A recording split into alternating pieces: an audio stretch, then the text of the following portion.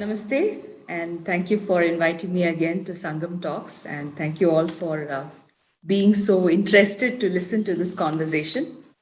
This is going to be a difficult talk for me to deliver. It will be easier for you as a listener.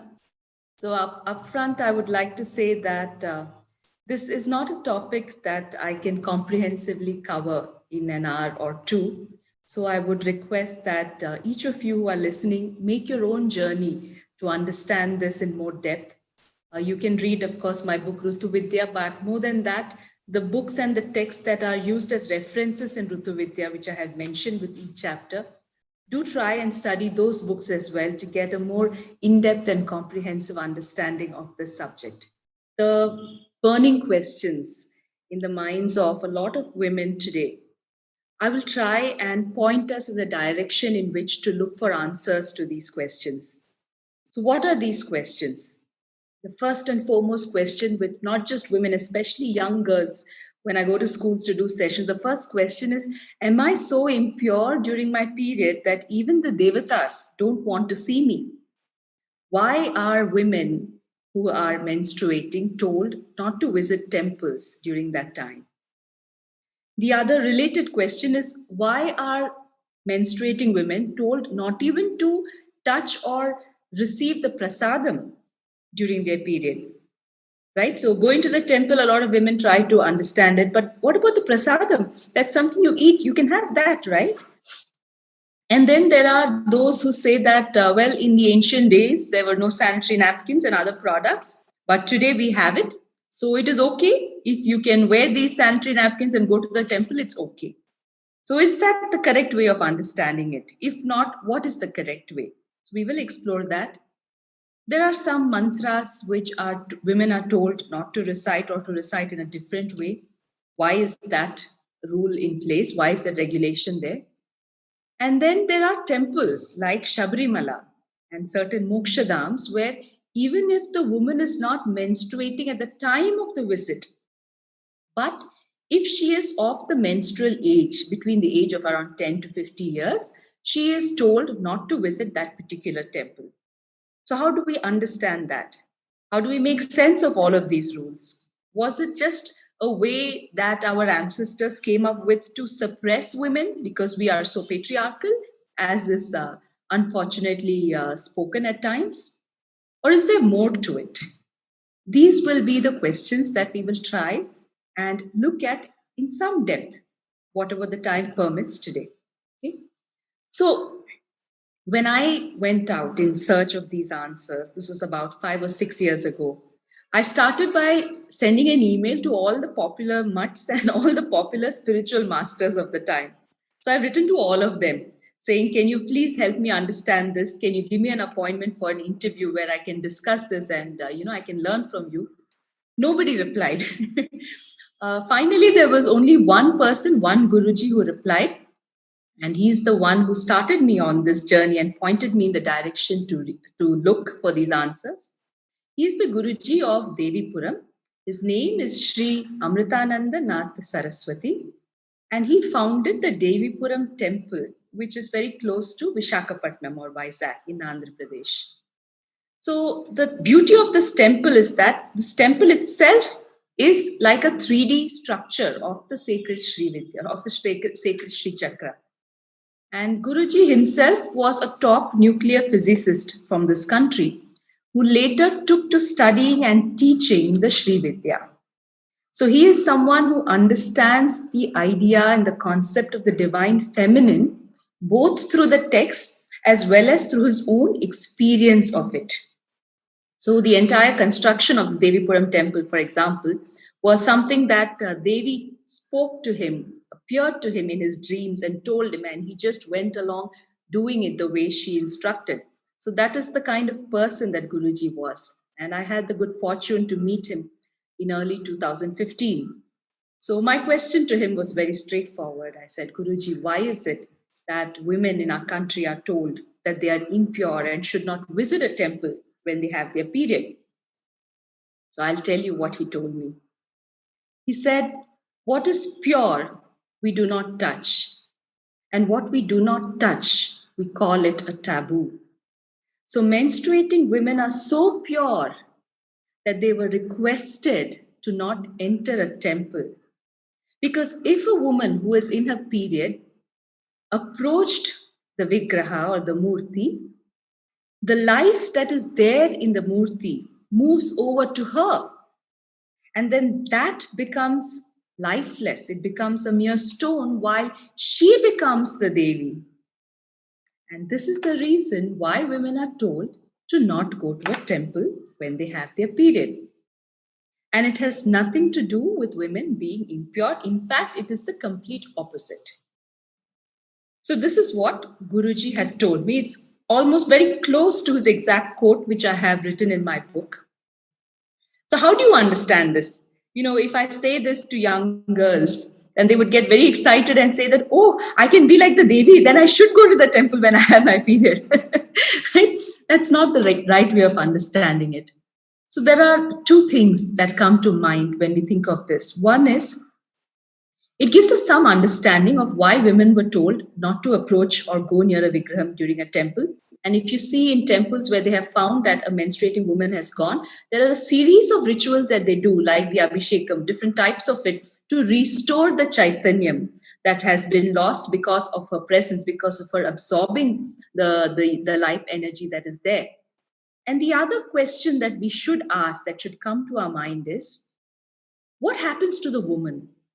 Is a human being, a woman in this form, capable of taking on that sort of a Chaitanyam? And what sort of an impact will it have on her health? This is the major question which we need to try and understand and answer. So, how do we look for these answers? Or rather, which is the book that will give us some clues, at least, if not the full answer? So, I started by studying Ayurveda books, and that answered a lot of questions pertaining to the other menstrual restrictions which I have spoken about in my previous talk. But Ayurveda did not have a single mention about this thing of not visiting the temple during periods. And I always had this question, is how come this most popular and this most common practice is not addressed in the Ayurveda books? I got the answer to that question when I began studying the Agama Shastra texts and the books pertaining to Tantra. You see, the temples as we know them today were a result of the Agama Shastras and the Tantra, which were not the Shastras of the time when Ayurveda was written. That brings us to the question of, is there such a thing as a Shastra pertaining to a particular yuga? And if so, what is the Shastra for our present time, for the Kali Yuga? So the Tantra books, the Kularnava Tantra, it's one of the very popular Tantra texts. So that particular text talks about how for every yuga, there is a particular version of the Shastra that is prescribed. So it is said that for the Satya Yuga, when a lot of people had the capacity for greater realization and the rishis could go into states of samadhi, there the original truth, the reality, appeared to them in the form of the Shrutis. And that is what the Vedas are. So for the Satya Yuga, the Vedas, the Shrutis, are the Shastras. Then the next Yuga, the Treta Yuga, had fewer people who had that capacity for going into Samadhi, and it became a little more difficult. So then the same teachings contained in the Vedas had to be simplified a little bit. And therein came the Smritis, that which was remembered by the rishis and written down for people. So the Manusmriti and all the others, they come under that yuga. After that came the Dwapara Yuga, where still further the human capacity for self realization is said to have diminished. So even the Smritis had to be simplified. So they came up with the beautiful idea of the Puranas and the Itihasa, which contain the teachings of the Vedas itself, but in a form of stories that people could understand. But if you think of them as mere stories, then we'll be totally missing the point, because every story in the Purana has extremely deep and beautiful understanding of the ultimate truth contained in the Vedas itself. Then came our time, the Kali Yuga. So here, if someone spoke of the Shruti, it would not be understood properly. The Smritis were not followed. The Puranas were misinterpreted very often. So we had to do something that was even more simple for a time when the human capacity for self realization was at its absolute lowest. Not only that, it is said that for people in the Kali Yuga, more than mukti, more than the pursuit of mukti, bhukti or the pursuit of worldly pleasures became more important, and we all see this around us, right? So, when the human mind is so engaged in material pursuits, how do you still get them to walk towards mukti? And that is when the Tantra Shastra came up with methods and means wherein the humans in the Kali Yuga can also access the very teachings of the Vedas and walk towards mukti. There are many ways in which Tantra has done it, and the two crucial things in Tantra Shastra for a person to be able to pursue the path of moksha is a guru. Without a guru, without being initiated by a guru, without being taught and guided by a guru at every step, it is very difficult to pursue the path of Tantra. And the second thing that Tantra requires is sadhana. Sadhana is constant and continuous effort of the teachings and whatever the guru tells you to do it in a disciplined manner for a sustained period of time. So, these two things, without a guru and without a sadhana, it is very difficult to understand what Tantra is. In fact, one of the beautiful books on Tantra, which I would recommend those who are interested to read, called the Tantra Tattva. It is written by a Bengali scholar of Tantra called Pandit Shivachandra Vidyarnava. He writes that the reason why Tantra Shastra has been so misunderstood or not even understood is because it is a sadhana shastra. So majority of tantra can only be understood when you experience it, when you do the sadhana and you are able to experience the goal of the sadhana. That is when tantra shastra will start making sense. Otherwise, it will be very difficult to comprehend what is written in the tantras. In spite of that difficulty, I'm going to attempt to explain a few things. Uh, Again, my own understanding has come by my experience of temples and the way it has an influence on the human body, especially women in the menstruating age. But it's not just my experience that I have learned from. After my first book, many women have shared with me similar experiences that they have had in temples, and I have written and expressed their experiences also in my book, Rutu Vidya. So, what I'm going to share with you now is grounded in the knowledge of Tantra Shastras to whatever extent I was able to study. And in a bigger way, it is grounded in my experience of how Hindu temples can have an impact on the human body. So, the book which explains how a Hindu temple is constructed and what are the processes that happen there, which makes it so different from other buildings, that text is called the Agama Shastras. So, the Agama Shastras talk about how it is to be constructed, where do you place the Vigraham, what is to be done to the Vigraham before placing it. And one of the beautiful things that I learned in these books was that the way the temple is conceptualized, it is not that you think of the architecture first and how to build the building and then you put a deity or vigraham there. No, that's not the way it is done. The first decision that is made is about the deity itself. Who is the devata shakti who will reside there? And it can be a swayam vyakta, that is a self manifest form like we see in temples like Kamakhya.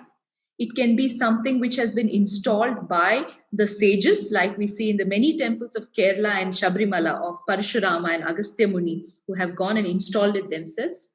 Or it is the more recent temples, or Manushya Devalayas, which we call it, where in more recent times humans have done the processes and the techniques and brought life into the Vigraham. But in all these, the key thing is that the Vigraham itself, the Devata Shakti itself, that is considered as the soul, as the Atman.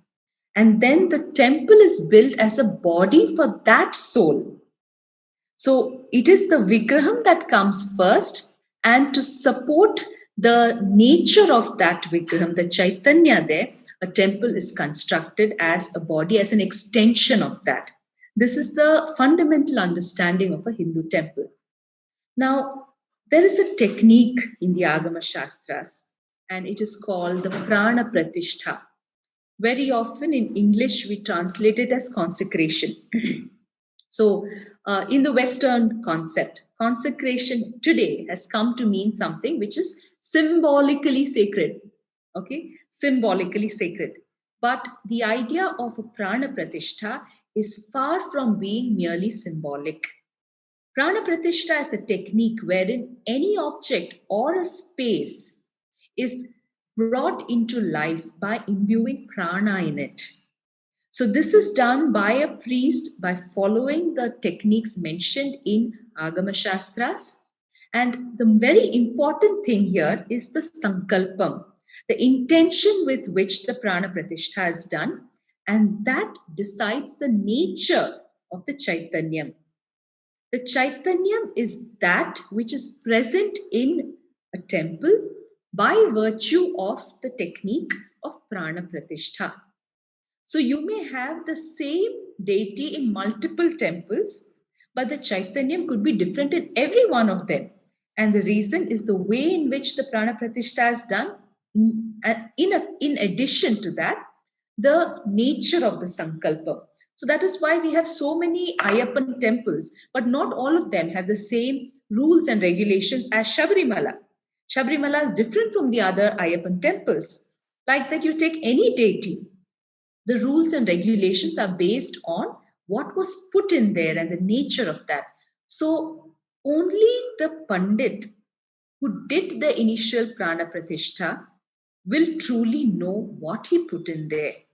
And the rules and the regulations that he gives should not be tampered with, because those regulations are intended to maintain the Chaitanyam based on the Sankalpa he put in there.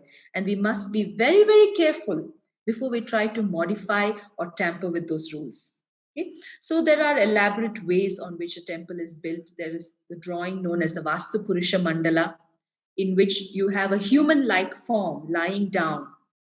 And the temple is said to be constructed similar to resemble the human body itself, from the entrance being similar to the feet of a person lying down, to the place where the seat of the icon is being equivalent to the space between our eyebrows.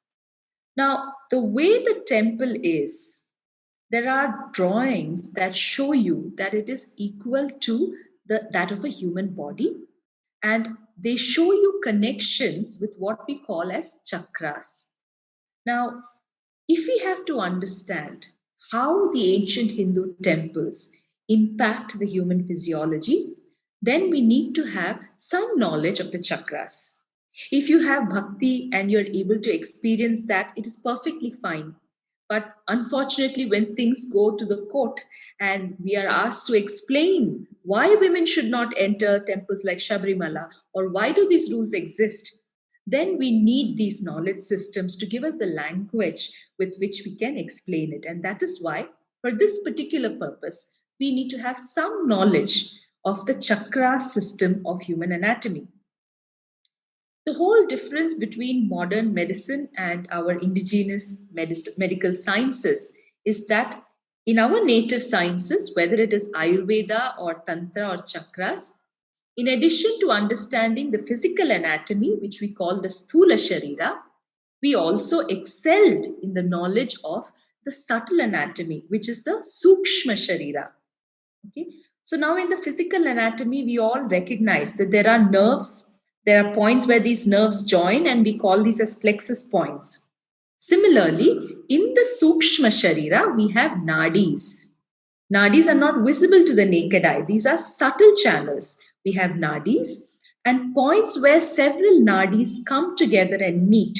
Those junctions are called as chakras. So there are more than 100 chakras in the body. There are several minor chakras. But there are 6 major chakras that are aligned along the spinal column, which we refer to as the Shat chakras or the 6 chakras. One of the books I would recommend if you want to know more about this is the Shat Chakra Nirupana text. This is a very ancient text. There are English translations available. It will explain each of the chakras, the deity residing in each chakra, the qualities associated with each chakra, and so on. You can read this for more information. For our purpose, we need to have some idea of how particular temples can impact the human body through one or more chakras, and how these chakras in turn affect the particular vayus operating in that region.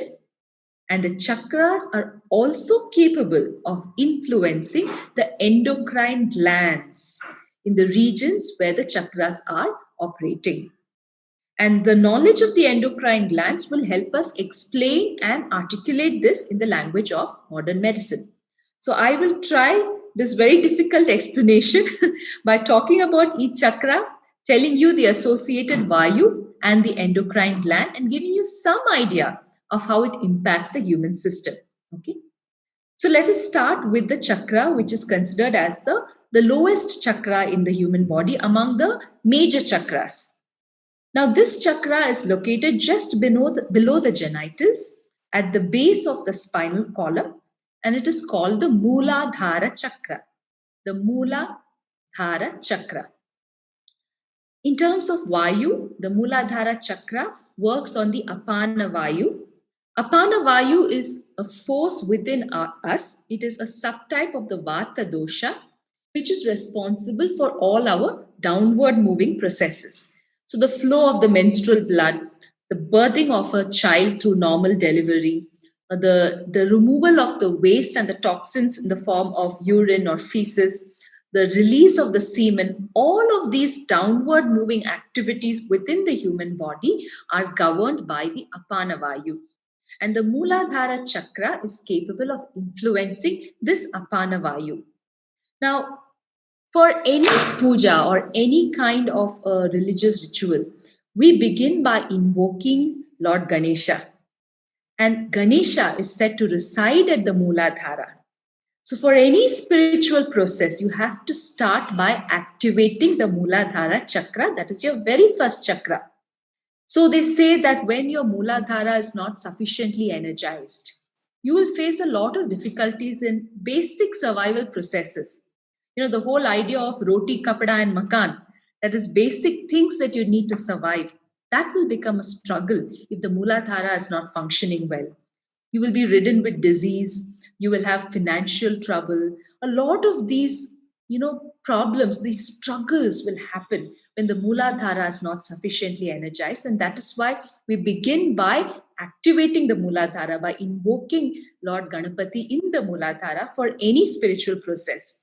See, one thing we should understand, when there is a basic struggle for life itself, we cannot talk about the higher spirituality. We have to first address that. And one of the ways in which we beautifully did this is by installing temples of Grama Devata. Every temple in India that I know of, that I have been to, has this concept of a village deity, a Grama Devata. So in Karnataka, we have Renuka Yellamma. In Tamil Nadu, we have Mariamman temples. So all these village deities, they largely operated on activating your Mooladhara chakra, so that day-to-day life will not be a struggle. Okay, so this is the first and the foremost thing. Above the Mooladhara chakra is the Swadhisthana chakra. Swadhisthana chakra resides in the region of the reproductive organs, and it has a major influence on our reproductive health, on our menstrual health, on fertility. Swadhisthana chakra influences all of that. If the Swadhisthana chakra is not sufficiently energized, our reproductive organs will not be sufficiently will not have enough prana. That is the way in which we understand it. And if our organs don't have enough prana, eventually they become dysfunctional. So the Devi temples associated with fertility, we have seen many of these temples. These primarily operate from the region of the Swadhisthana chakra. So those who have problems and menstrual difficulties often if they visited these temples pertaining to Devi, especially Devi and fertility, then they experience a certain healing. Uh, this is not faith, this is not superstition. This is the direct experience of the devotees who have been to these temples. And one example where even I have experienced this is the Chenganur Bhagavati temple in Kerala, in Chenganur, where the entire aspect is that Devi menstruates and her menstruation is a big celebration. So when I visited the Chenganur temple, and I've written about this multiple times, I experienced a shift in my own menstrual cycle. And that shift made it a lot more healthier, a lot more smoother and easier, even as an experience. When I spoke to the devotees who were coming to the Chenganur temple and I asked them, why is this temple popular? The repeated answer that I got was that if any of us have problems pertaining to menstruation or infertility, Amma will solve the problem. So they may not know these things of chakras and all of these technical terms, but they know it through their experience. Either they or someone in their family has directly experienced this. I know of women who have struggled with a difficult pregnancy.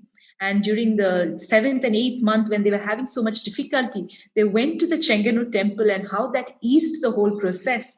So, temples which work on the Swadhisthana chakra have immense capacity of helping us recover from menstrual and reproductive health issues because they work on our reproductive organs directly.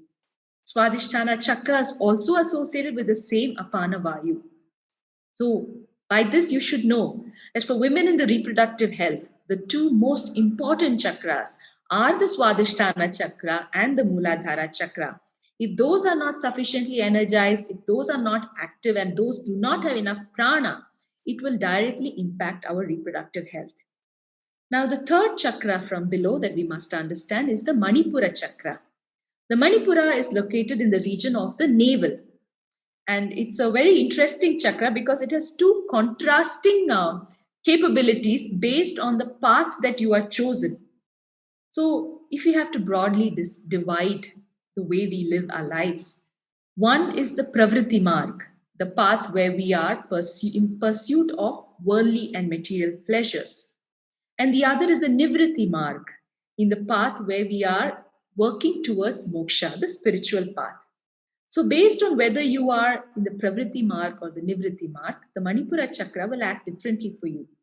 Similarly, temples that work on the Manipura chakra, based on whether the sankalpam is for Pravritti or Nivritti, they will have a different impact on you. So, one of the things is that the Manipura chakra, that region, it works on the pancreas and the adrenal glands. And there is a temple in Tamil Nadu called the Venni Karumbeshwar temple. I hope I pronounced it right, where the belief is if you are suffering from diabetes, if you visit this temple, you will have a relief from that problem. And it's a very popularly known for this. The reason is that it probably works on the Manipura chakra, which in turn influences the pancreas and the adrenal glands, which in turn have an important role in regulating blood sugar. Okay? So these are the reasons why so many temples get associated with health, with fixing certain health disorders. Okay, so in the Pravritti Marg, the Manipura chakra is pretty much the highest you can go in terms of material gains. If you see the Western world, they talk of success and extreme success, which is material success. And that happens when the Manipura chakra becomes very energized and very active for you. So, people who talk about success in terms of material wealth, the highest they go is the navel. Okay, so that's the highest. In the Hindu tradition, that was not considered as the ultimate. The Manipura chakra is the stepping stone to cross over to the other side, to the real success, to pursue the path of moksha. Because in the Hindu tradition, we understand that the purpose of human birth, why are we born as humans, is that we can fulfill the purpose of moksha. And that is why even the Devatas, even the Gandharvas, all of the celestial beings also crave a human birth because it's only through a human body that you can realize the purpose of moksha. So, for a Hindu, the real life starts after the Manipura chakra. So till then, it's basic existence and basic survival. You reach the Manipura, and in the Nivritti mark, that is the place where you will develop a sense of Vairagyam. Now, Vairagyam is not your cold detachment. Vairagyam means things will happen for you, but you are not associating your ego and your self identity to it. So I'm not concerned about, will my book do well? Oh, if it does well, okay, it is my doing. You leave the fruits of your work to a greater will, and you just keep doing your work, and you're happy with that. So in the Shabrimala tradition, one of the temples that is something you can experience so severely that that flavor of vairagyam, it will happen for you. And without you realizing it, you will become, in a certain way, blissfully detached from material pursuits. Okay, so that is something that happens. Now, when I visited the Kamakya temple, and I've written about that in Rutuvidya, one of the rules is that before you visit Kamakya Devi, you must first go and do your pranams to Sri Umananda. And there is the Umananda temple, that is a temple of Lord Shiva, which is about 8 kilometers away in a river island of the Brahmaputra. The rule says that you must first go to Umananda temple and then go to Kamakya. Until I visited that place, I could not understand why that rule exists. You see, Kamakya temple and Ma Kamakya is all about fulfilling desires. It has so much to do with menstruation because Devi is in the form of a yoni there. There is no other Vigraham or Murti. There is a natural formation, and that is the formation of a yoni, and that is what is worshipped and the puja is done. And the Swadhisthana chakra is very prominent there. One of the things that happens with the Swadhisthana chakra is the fulfillment of desires. So all kinds of desires get fulfilled through the Swadhisthana chakra. And when you go to a temple where that concept, that sankalpam, that chaitanyam is so predominant, there are chances that we humans get carried away in the pursuit of mukti and forget all about mukti. So to balance that aspect, there is the Umananda temple. When I visited the Umananda temple, very prominently, I could feel a throbbing sensation in the region of the entire solar plexus. That is the region of the Manipura chakra. It was like, I felt that if someone put their hand on my abdomen, they can also feel it. It was like this beating of a heart, except that it was this vertical line along the solar plexus. That is how prominent you can experience what these chakras are. In fact, my knowledge of these chakras, apart from the books that I read, a lot of it is because in certain temples, I was able to experience the throbbing sensation in the region of the chakras. And that is how I could verify a lot of these things that I read. So that happened to me at the Umananda temple also. So that's the Manipura chakra. The Manipura chakra acts on the Samana Vayu. This is also a subtype of the Vata dosha. The Samana Vayu plays a very important role in digestion and assimilation of your food. So whatever you eat, the process of digestion, if it has to begin, the Samana Vayu has to come into play. Now, we all know that with respect to visiting temples, the rule is not just for menstruating women.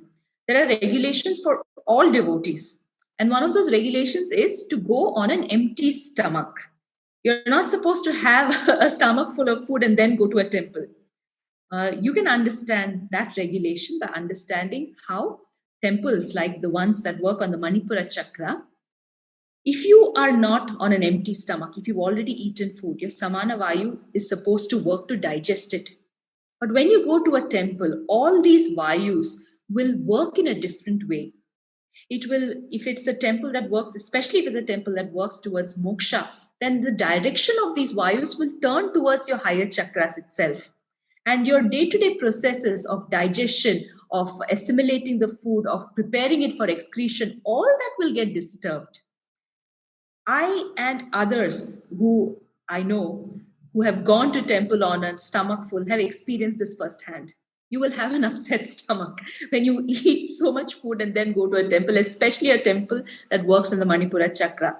And that is why the rule exists that to go on an empty stomach. But the way we plan temple visits, it's like some sort of a schedule and an item to be checked off a list. So we'll have food here, we'll go here, and then we'll go to the temple, then we'll go to the next place.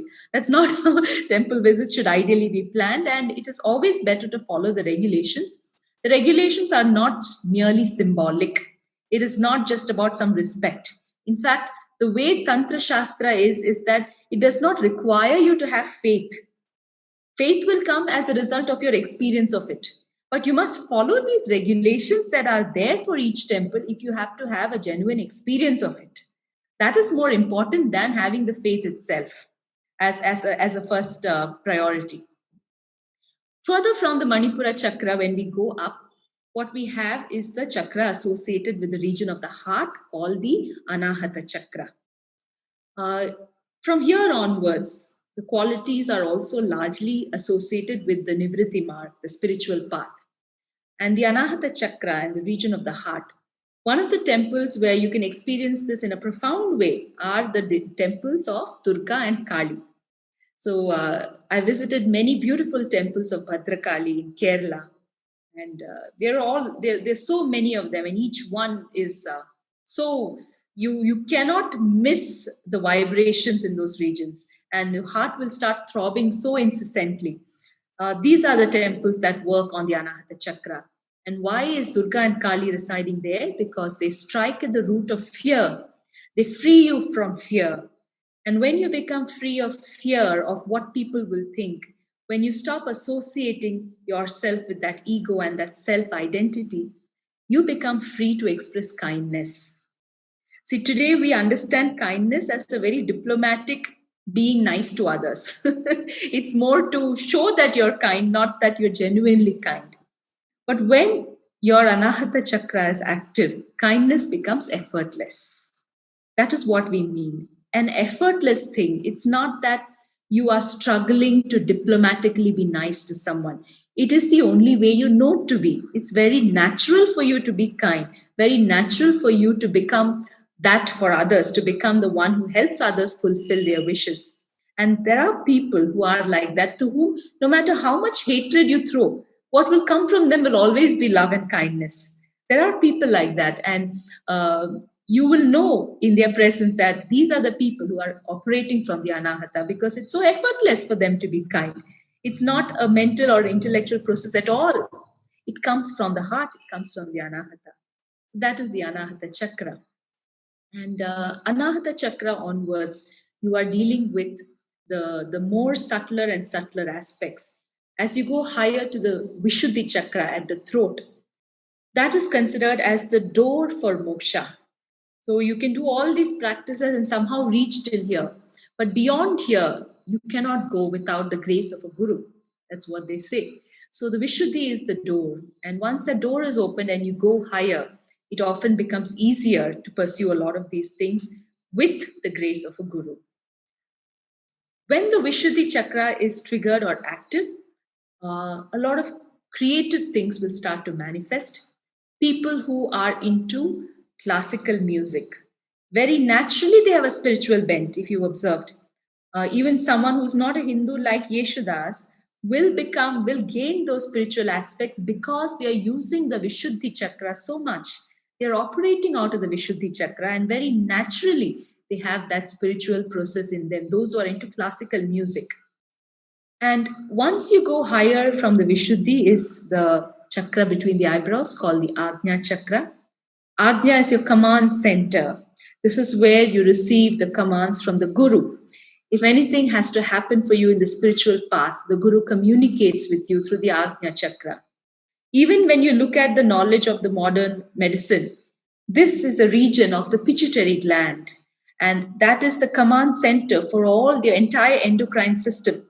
For any of your hormonal activities to start, it starts from here. It starts from the hypothalamus giving the signal to the pituitary, and from there the hormones getting released. Right? So this Ajna is associated with that, the key, the main command center. People who are very active in the Ajna chakra will be very natural leaders, especially spiritual leaders and spiritual masters. Somehow they will attract the crowd. They have that natural command. They have exceptional analytical ability, a higher intelligence, the capacity for understanding a lot of things. And all of this happens when the Ajna chakra is triggered.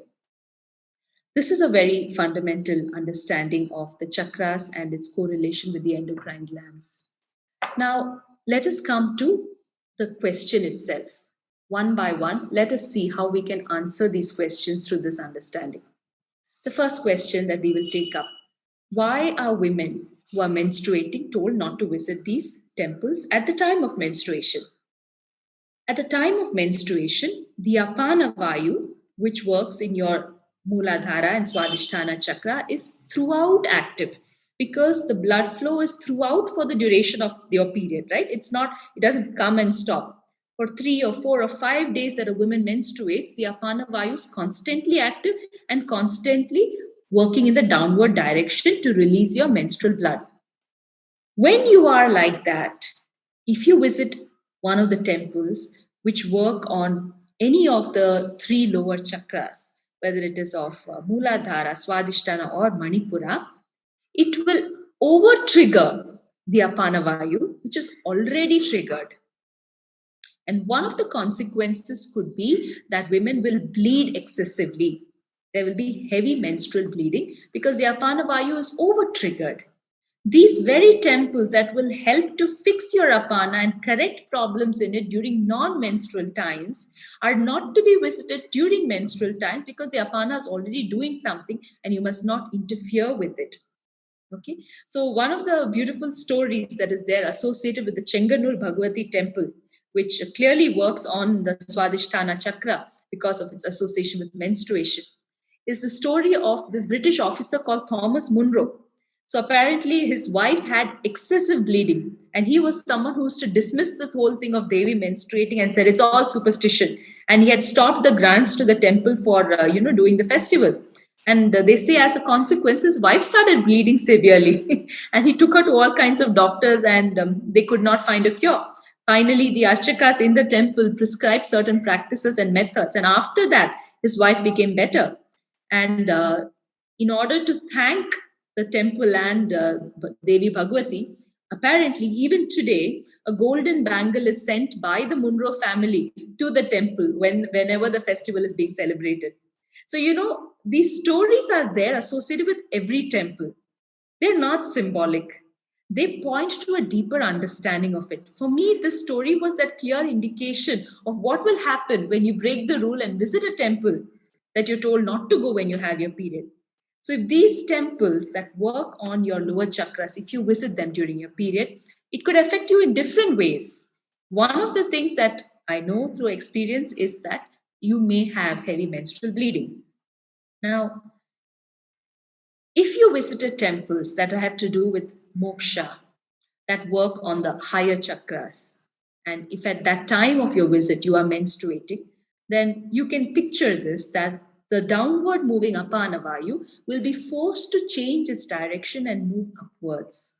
Because like Apana Vayu, you have Prana Vayu which operates in your higher regions. And the whole path of moksha is to activate and trigger this Prana Vayu. And in turn, it will pull all your other Vayus, all the others also upwards. So if you visit a moksha dham when you're having your period, then you will experience it. If you are perceptive to those experiences, you will experience it as a severe cramping sensation. It's as if you're being twisted and pulled in two different ways because in fact you are. The Apana, which is supposed to be going down, is twisted and made to turn in the other direction. And this is why there is a possibility that a condition called endometriosis, where the menstrual blood flow itself is reversed, could happen by exposing yourself to such spaces repeatedly month after month. See, endometriosis is a condition which the modern doctors do not know why it happens, but the symptoms are that they found deposits of the endometrial lining, which is the lining of the uterus. They found deposits of that as high as the heart and the lungs. So your vayus had turned upwards, your menstrual flow, instead of going down, it was going into the abdomen and further up. It's an extremely painful condition. I wouldn't even wish it on my enemy. And this could happen if you tampered with these subtle energies, subtle forces that happen within your body when you go to temples during your period. So you see, it completely is illogical to say that wearing a sanitary napkin is enough and you can go to any temple. Unless your sanitary napkin magically keeps your apana vayu in check, it has no bearing on how the temple will impact you. These oversimplified conversations, we need to be done away with this, and we need to understand the real reasons from our own shastras and traditions as to why women were told not to go to temples. Now, the second question. So we can understand quite clearly that okay, if a woman is menstruating, apana is active, and it can either over trigger the apana or reverse its direction, and that is why she's told don't go to the temple when you menstruate. The second, and this has to do with the prasadam. So anything kept in the temple, in a place where prana pratishtha has happened, it bears that same chaitanyam. And when you consume or partake of that, even if it is a kumkumam or the prasadam, the impact will be same. And that is why during menstruation, you are told don't wear the kumkumam, don't receive the prasadam, because all of these things are capable of. Otherwise, why do we give so much respect to a prasadam? Now, the same thing we'll cook normally also in the kitchen. Why do we give it so much importance? Because it contains that chaitanyam of the temple where the prana pratishtha has happened. And that is why even that is part of the regulation. Okay. Now, the second question. Why is it that women of menstrual age, they may not be menstruating at the time of the visit, but if they are of that age, why should they not visit certain mokshadams? And Shabrimala is one of those mokshadams where they have clearly spelt out and said, women between ages of 10 to 15 years should not go. And I'm so glad that they have spelled it out, because in the other mokshadams, it is not written so obviously. And those who know it, and others are risking their reproductive health. One of the women who shared her story with me, she told me how she went to the Amarnath Yatra. And she was a woman of menstruating age, and she was supposed to get her period around that time. Not only did she not get her period, for 3 months after that, her period had stopped. And all these yatras, these tirth yatras, in the ancient days, it was understood women only went there after menopause. But today they have become like tourist spots. And we are promoting it like a tourist spot. It is not a place to be taken lightly. If you are pursuing the path of moksha for women, your body will help you in that after menopause, and it is to be done at that time, not before. She went for one visit to Amarnath Yatra, and a period did not come for 3 months after that. Imagine for those residing around these mokshadams. Imagine the women who reside around Shabrimala. For them, Shabrimala is, and the Ayyappa is their daily deity. They go there every day. If you remove that restriction and tell them anyone can go at any time, imagine the sort of impact it will have on them, on long-term impact. Okay? So now I want to try and explain to you how is it that mokshadams have this impact of actually stopping women's menstruation itself.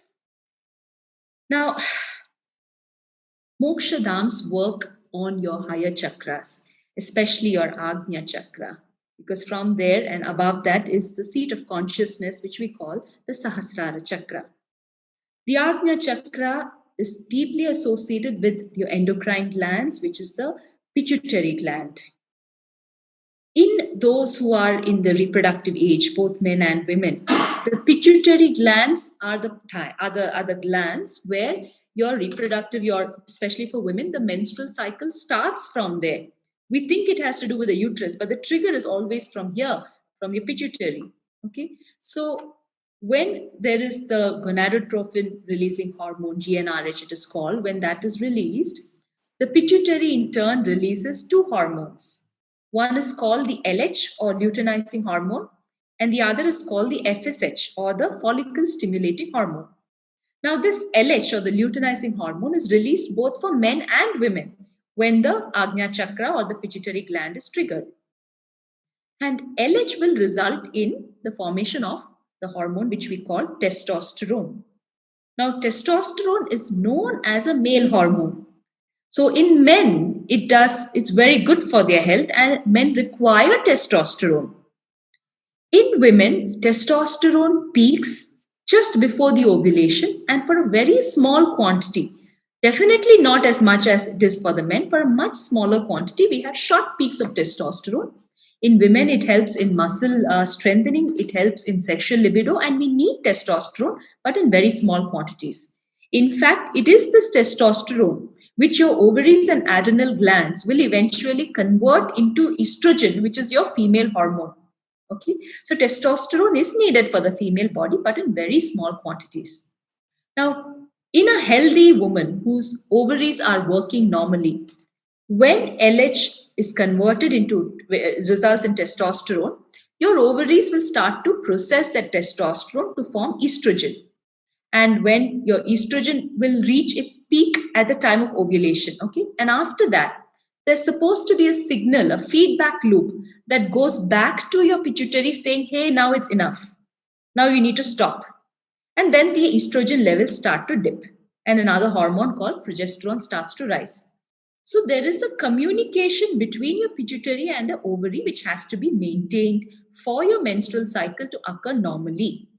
In the language of modern medicine, this whole thing is called as the hypothalamus pituitary ovarian axis. In short, the HPO axis. You can search for the HPO axis if you want to learn more. So any disruption in the HPO axis, either the pituitary is not triggered or it is triggered, but your ovary is not able to send the feedback, any sort of a disruption in this will disrupt your menstrual and reproductive health. Now think of a temple, a mokshadham, or a mantra which is meant for moksha, which works largely on the Agnya chakra and continuously activating your pituitary gland. And at that same rate of activation, your Swadhisthana is not being energized. So it is falling behind. So here your pituitary is causing testosterone to enter your bloodstream, but your ovaries are not able to convert all of it at that same rate. One of the conditions that happens is PCOS. And one of the symptoms with PCOS that we see is excess testosterone in the female body, because the ovaries are not able to function at the same pace to transform that into estrogen, or the ovaries have become dysfunctional. And the other symptoms are masculine features. So the voice becomes more masculine. There is more facial hair among such women. Their personality becomes more driven by testosterone. That is, they become more aggressive in nature. I don't like to point this out, but if you observe one of the women who led the agitation for Sabrimala entry and fought and made that entry, just observe her personality. All of this I'm telling you will be there in her. That aggression and all of that is a result of the testosterone being so high, and unfortunately, her body is not able to handle it. Now, it's very easy to blame women, to scold them, but we need to realize that this knowledge is not being made available to women. Our daughters, our sisters, even our mothers and our grandmothers know this through experience. But unless we are able to explain this, obviously questions will be asked. Are we to blame the women who are asking the questions, or are we all collectively responsible for not learning these sciences and not teaching our next generation these sciences? The restrictions pertaining to women in Sabrimala and other mokshadhams are simply this, that it will massively disrupt their menstrual and reproductive health. In response to my Sabrimala work, some women have foolishly, and I'm not I'm not being polite here, I'm saying foolishly asked me this question. So what? I don't want to menstruate. I don't want to have children. So what? I want to pursue moksha. In this life, your physical body is the tool for you to pursue the spiritual path. And if your physical health is not okay, you cannot pursue the spiritual path. If you're suffering from endometriosis, you're in severe pain. Don't think that menstruation is a button that you can just turn on and off and it will not affect anything else. You may have obesity because of hormonal disturbances. You may have PCOD. You may have extremely severe painful conditions. Your entire health for a woman rests on her menstrual health. Her mental health, her inner emotional stability is dependent on the stability of a menstrual cycle. So it is utter ignorance to say that I can do away with menstruation and I will be fine and I want to pursue moksha. The first thing to get right is your physical health, because your body is the vehicle for higher pursuits. If your body is disturbed, it's impaired, you cannot do anything else. Definitely, you cannot pursue the spiritual path. So many people then ask the question, which is a very valid question, that are you saying that women cannot pursue the spiritual path like men? They cannot do all that sadhana because we menstruate? That's a problem, right? No, the truth is that women need not do all that sadhana that men do. And the reason why men have to do all that sadhana is because they don't menstruate. It's the other way around.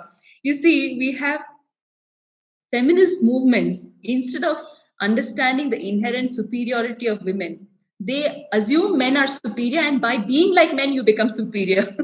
They've completely got it wrong.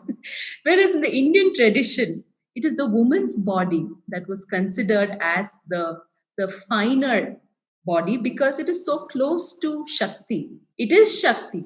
Every woman is considered as an embodiment of Devi, because just by virtue of having a female form, you don't need to do so much of the sadhana that men do. The reason that I am able to walk into a temple and experience the Chaitanyam there, the reason many women like me, very ordinary women who have not been initiated, who have not done sadhana, can have these intense experiences, is because our menstrual cycle gives us that sensitivity to these subtler energies. And for men to have the same level of sensitivity, they have to do a lot of sadhana, a lot of tapas. Just by virtue of your ability to menstruate, you can have so many of these experiences and learn these through the body itself, through the experience of your body.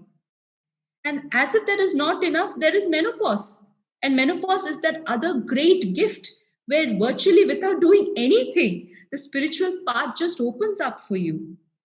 So that brings me to this mythological, I don't like to call it mythology, but let's just say this story that is there in many of our Puranas of why women menstruate. And the story is that Bhagwan Indra, he killed a Brahmana out of anger, and as a result of incurring the curse of killing a learned man, he did a lot of penance, but he could not rid himself of that guilt completely. So he requested the trees, the earth, the ocean, and women to take 1/4 of his guilt to free him from this sin. And all these four whom he approached agreed to it.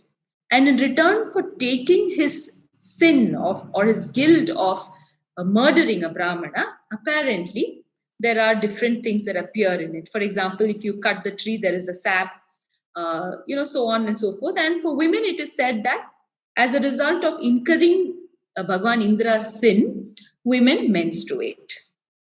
So this is the typical interpretation. Who gives this interpretation? Men. Why? Because as hard as they try, they cannot look at menstruation as a positive experience. And I want to present a different sort of an understanding of this. I will not tell you to take my understanding as the final one, but I will tell you at least contemplate along these lines. So, one of the interpretations by a very learned spiritual master, who even I have a lot of respect for, is that women by nature are very lusty. So, what women asked in return, apparently, to Bhagwan Indra was that we should be able to experience sexual intimacy all through our life, and you give us that boon, and in turn, we will take your sin. So, Bhagwan Indra said, okay, and as a result, they menstruate, and therefore, women are very lusty. I found this quite insulting to women, in spite of my respect for the spiritual master who said it. I do not agree with this interpretation, and I'll tell you why. The other interpretation is that Bhagwan Indra committed Brahma Hatya, which is the equivalent of Bhruna Hatya or infanticide. And it is murder. And essentially, when you menstruate, you are killing the possibility of a jiva being born. And that is a sin, and that is why women menstruate. This is another interpretation from a well-known author. I do not agree with that too, because yes, if menstruation is about not permitting life to be born, tell me, what is brahmacharya? In menstruation, at least, women have no choice. It is an involuntary removal of the egg. In brahmacharya, men are consciously choosing not to create life. How can you say that brahmacharya is a great virtue and menstruation is a sin? Isn't it? There can't be such contradictory ideas. Our Shastras were not contradictory. Our understanding of it is contradictory. So, how do we understand this? First of all, if women were doing a favor by taking away the sin of Bhagwan Indra, why will he give them a curse? He will give them a blessing, isn't it? So, what he gave them was the boon of menstruation, not the curse of menstruation, the boon of menstruation. So, if women asked him that what the basically the shloka uses the word kama, and that is why that particular spiritual reader said kama, he equated kama to sexual desire and said women are very lusty. But kama only means worldly desires. Sexual desire is one of those things. Worldly desire, basically bhukti. So, what women perhaps asked Bhagwan Indra was that they want mukti, but in addition to bhukti, they want to be able to have the path of worldly existence, of pursuing the worldly pleasures, but also mukti should be possible. Now, for that, he gave them a blessing and said that by virtue of menstruation, you can pursue both bhukti and mukti. Now, why is that? See, in the spiritual path, in the pursuit of mukti, conserving the human seed is everything. The human seed in women is the egg, and in men it is the sperm. So, brahmacharya and celibacy is so important for men in the spiritual path because they have to conserve that seed, and that is the seed which is transformed into subtler forms. But for women, that seed is released during menstruation. So, celibacy and that equivalent of brahmacharya is not needed for women because her processes are different thanks to menstruation. So women need not pursue brahmacharya. Women can have a married life or sexual life, and after menopause, those same aspects will be available to her because her seed is no longer released through menstruation. So both bhukti during menstruation and mukti during menopause is made possible to women, and this is the way I have understood Indra's story. It was not a result of them incurring with Indra's sin. It was a blessing. It was a blessing given by Bhagwan Indra to women, and this is how the bigger idea of menstruation is the spiritual idea. See, one of the texts talk about for women, no sadhana is needed because month on month, her menstrual blood takes away her sin. See, sin in the Hindu tradition is not this be good, do good, don't be good. Sin is anything that takes you away from moksha. One of the fundamental way of working towards moksha requires you to break the cycle, the karmic cycle of birth and rebirth. For men to do that, they practice brahmacharya and celibacy. For women, when you menstruate, you are breaking that cycle of birth and rebirth. By not allowing that seed to be born, you are breaking that cycle, and that's happening for you as part of the way you are. And that is why menstruation itself is a sadhana. Every time you menstruate, you have the capacity for being in a higher state.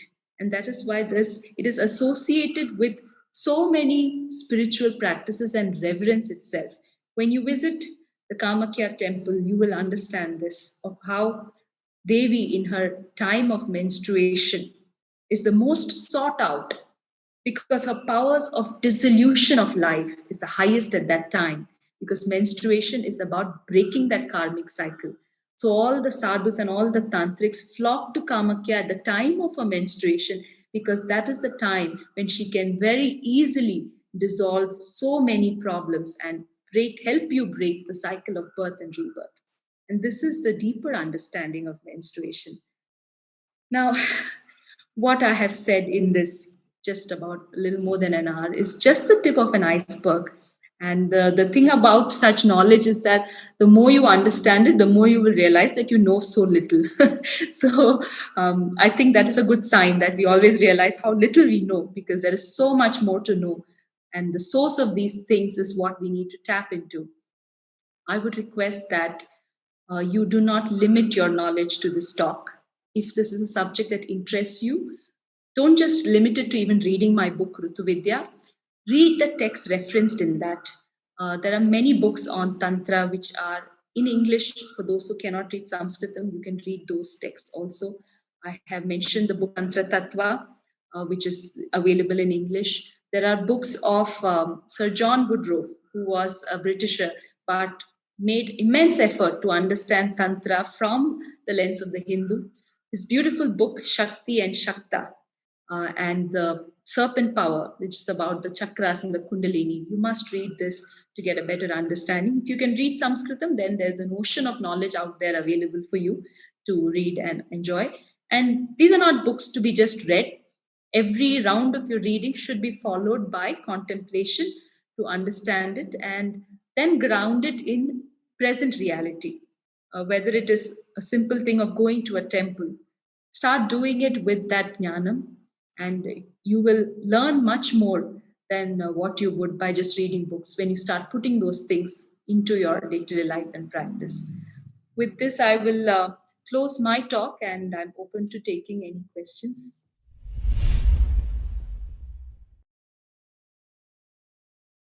Very enlightening talk. Thank you. There were a lot of protests by women to be allowed inside Sabrimala temple, and I wish they would be educated. So your talk would definitely go a long way to educate all those and to remove the doubts that people have regarding Sabrimala. And if you could recommend some temples in Delhi, uh, like the counterparts you have referred in the other parts of the country. So in Delhi, any such temple that you can recommend, and also are women above the age of 60 allowed to go to Sabrimala? So the temple, not in Delhi, but the one that I have visited is the Kamakhya Devi temple in Guwahati. It is a must visit because you see, this is one temple where I could experience not just one or two chakras, but all chakras. That is the beauty of the Kamakhya Devi temple. You must visit there. Both bhukti and mukti is possible through Devi. And in tantras, that is how tantra is different from the other shastras. That uh, if you approach Devi, she will basically take you by the hand and fulfill your karma by fulfilling all your desires, your pursuit of bhukti, and at the same time, she will also take you towards mukti. So, all Devi temples are beautiful and must be visited. I have not personally explored Delhi enough to be able to suggest that, but any ancient temple, anywhere, is a great place to experience the Chaitanyam and to see how it can affect you. Either you will know it directly by your first hand immediate effect, or you will know it as an after effect later on when you reflect on it. So look for the ancient temples. The older they are, and if they have been continuously in worship, the easier it is for you to experience the Chaitanyam there. And about women in Shabrimala, so the age is set as 50 because it is assumed that after 50 or somewhere before that, women will reach menopause. But if you ask the traditional people who belong there, they'll say 7 years after menopause. You have to wait 7 years after menopause and only then go there. In fact, Arvindji, who guided my study on Shasta and Shabrimala, he told me this incident of this woman, a relative of his, who had just attained menopause. And she said, "Oh, it's enough. I want to go to Ayappa." And she went on that journey and she started bleeding again. She started bleeding again. So that's when he reminded me again that it's not just menopause. You have to wait 7 years after menopause to make sure that you're done with that phase. And ideally, after that is when you should visit Shabrimala. Teji, I have two questions actually. Ma'am, you said that ladies need not take any of it because like I quote from what you said. You said that they release their sins through the menstrual process itself, and it's easy to do attain mukti, whereas men have to do the sadhanas because they cannot menstruate. No?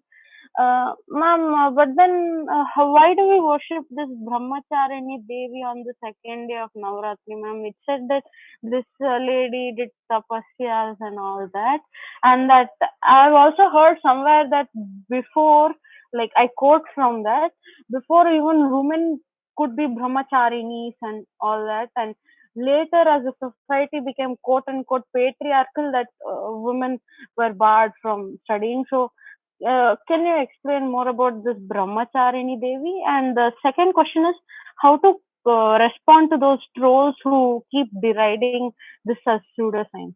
That's all. And I'll not claim that I know the exact answer, but I will tell you what I know, and I would urge you to study further yourself. So, all the Devis in Navratri we worship are associated with each chakras. So, Brahmacharini is associated with, tell me which chakra? You know, if I'm not wrong, it is the Swadhisthana chakra. And the Swadhisthana chakra has to do with your reproductive health itself. Okay, so through the Navaratri celebrations, the Devis that are there, they represent the different phases of a woman. So Brahmacharini represents that phase just prior to or menarche, something like that. So it is very much connected and associated with the menstruation. And before menarche is that period of what they say Brahmacharini, which is celibacy. So in ancient India, a woman's marriage, a girl's marriage, was considered after she attained menarche. The period before that was for her the brahmacharya phase. So it is a natural thing. It is not about brahmacharya now. In fact, if you talk of the ashramas, Tantra Shastra says that all those 4 ashramas do not apply in the Kali Yuga. And brahmacharya does not apply here because people can't do it fully. The mistake is we often think brahmacharya is just about physical celibacy. And that's what we have come to relate it to. It is not just physical celibacy. It is also a lot of associated sadhana that goes into it to tune your mind more towards the path of moksha, of the nivritti marg. So women can take to it. It's not that they cannot.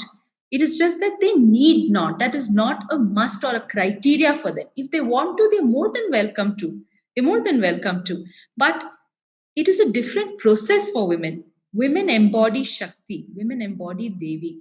And the whole aspect of Devi in Tantra is that she fulfills your bhukti and she takes you to mukti. Now, somehow the conversations on spirituality have been led by men. And the thought has always been that you have to be against the worldly life or leave one in order to pursue the other.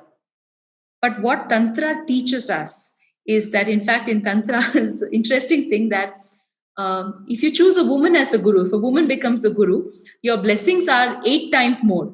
So if the mother is the guru, you're blessed 8 times more because it's so much more easier to reach moksha through Devi and through a woman and a woman's body, which represents Devi. So that is what I understand of it. You can delve into a little more deeply. Other question about trolls. My thing is, why do you want to respond to it? Our life should not be about responding to criticism. Our life and our journey should be about understanding things for what it is. If I made my work about simply responding to someone's criticism, there's no way that I could have understood things in the way in which I have understood it. And somewhere all of our learning has been truncated because we are only responding to social media comments and posts. We are not studying things beyond that. To know something in depth, to teach others, you must always go deeper. And you can only go deeper when you close your Facebook account.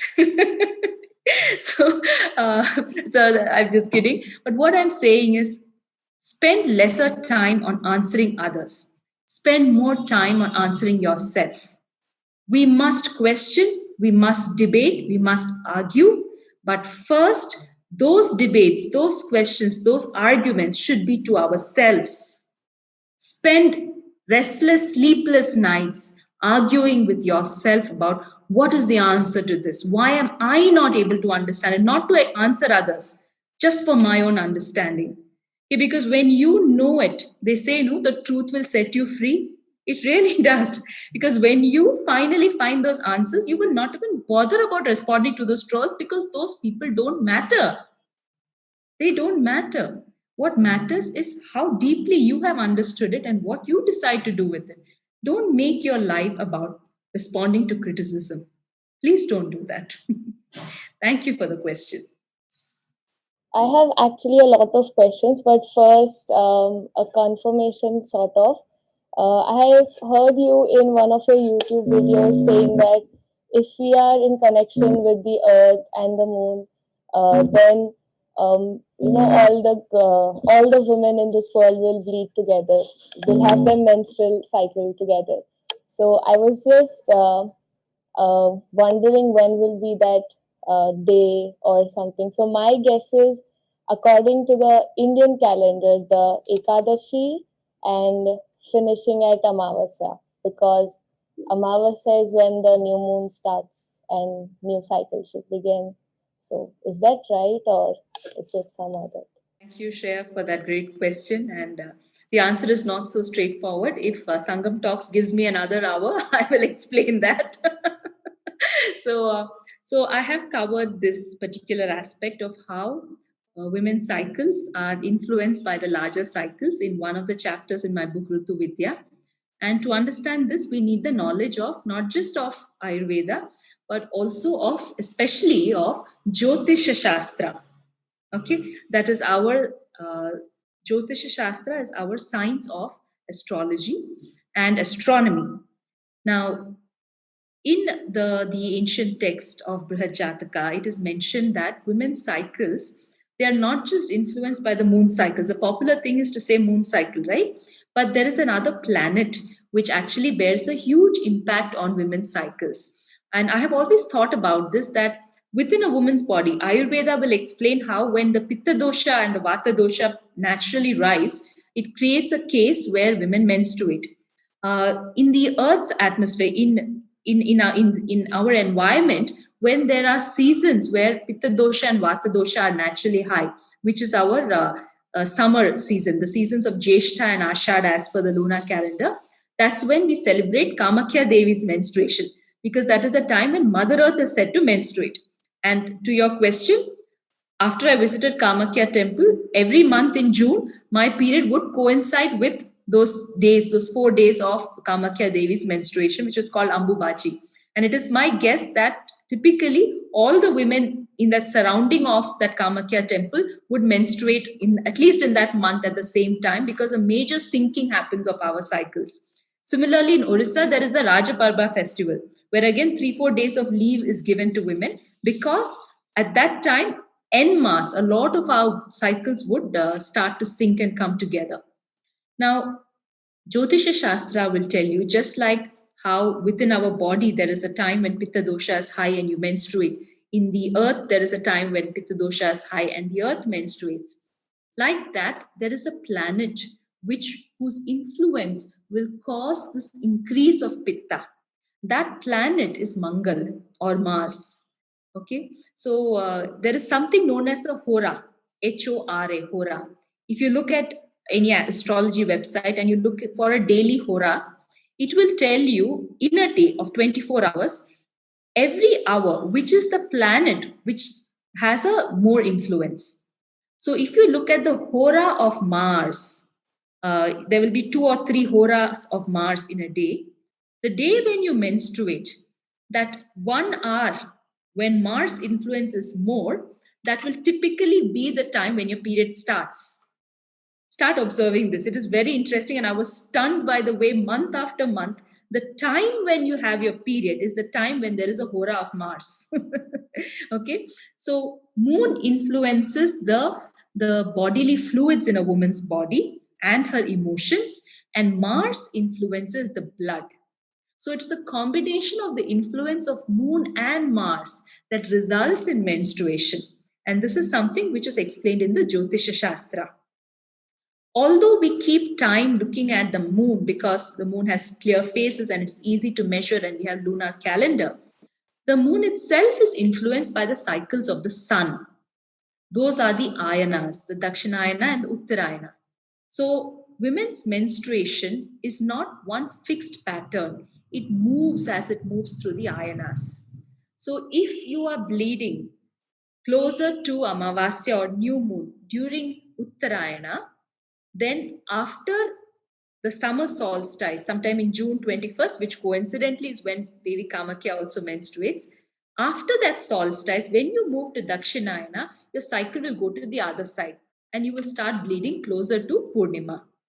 And then the reverse happens. You come towards Dakshinayana, and when you shift from Dakshinayana to Uttarayana, again your cycle will shift from being closer to Purnima to closer to Amavasya. Because your cycle is also not steady, no, it moves. So it takes 2 years to complete this one cycle. So in January 2020, if my period was close to Amavasya, next in January 2021, it will be close to Purnima. And then 2022, again, it will be close to Amavasya. So it takes 2 years to do this one cycle. And I have showed in my book how you can chart this astrologically, and you can actually make a good prediction of when your next cycle will be through the Rashi chart. So how you can do all of that is there in my book. But this is not so simple. It's a very vast science, and basics of Jyotisha Shastra should be understood to understand this. When will we all start bleeding together is the question. Now, wherever the sun's influence is the same in a particular geographic location, there the possibilities of women in that region bleeding together are there. Even if you see our lunar our calendars, our Indian calendars, the Bengali calendar is different from the Karnataka or the Malayalam calendar. Because here the month is considered from Amavasya and there it's considered from Purnima. So there's a 15-day difference in the month itself. So the way the sun influences every region is different. In Tamil Nadu, there is a village where for that village, they have a separate calendar based on the sunrise and the moonrise of that village. Tamil Nadu is all about precision. So even in this, they are very precise of, in my village, I have a separate calendar and this is my truth because this is how the sun is in my village. So we knew those things according to that precision. If you know that precision, you will know that women in that region on whom the sun's influence is in the same way should bleed in the same manner. But artificial lighting will spoil that for a lot of us. We have to do away with electricity if we have any hopes for that. Yes. This has been one of the most profound talks. You're like a guru. I think you should switch your careers. Kamakhya Devi and earth menstruating, what does that really mean? Why does the earth, last time in the last talk you mentioned you're releasing Ama.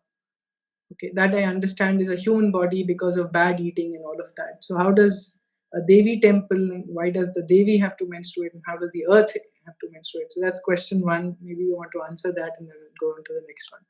I don't know about a guru, but I'm a woman, and in the Tantra Shastra, in the Kali Yuga, if you're a woman, it is something. And a woman can experience a lot through her body. I think all women can experience what I have. Your question about Kamakya and the earth's menstruation. Again, in this given time, it's difficult for me to elaborate on it, but I have written a very detailed chapter on this in my book, Rutu Vidya. But there are two ways of looking at it. One is the way which we try to apply our logic and reasoning and understand, and the other is the spiritual significance of Ma Kamakya's menstruation. The logical way of understanding and looking at it is when we shift, when the solstice happens. So Ma Kamakya's menstruation and those 4 days of Ambubachi happen around the summer solstice, which is typically around June 21st. Around that time, all our bodies go through an internal thermoregulation. Okay, in the seasons, if you look at it, this is the time of the Grishma Kala.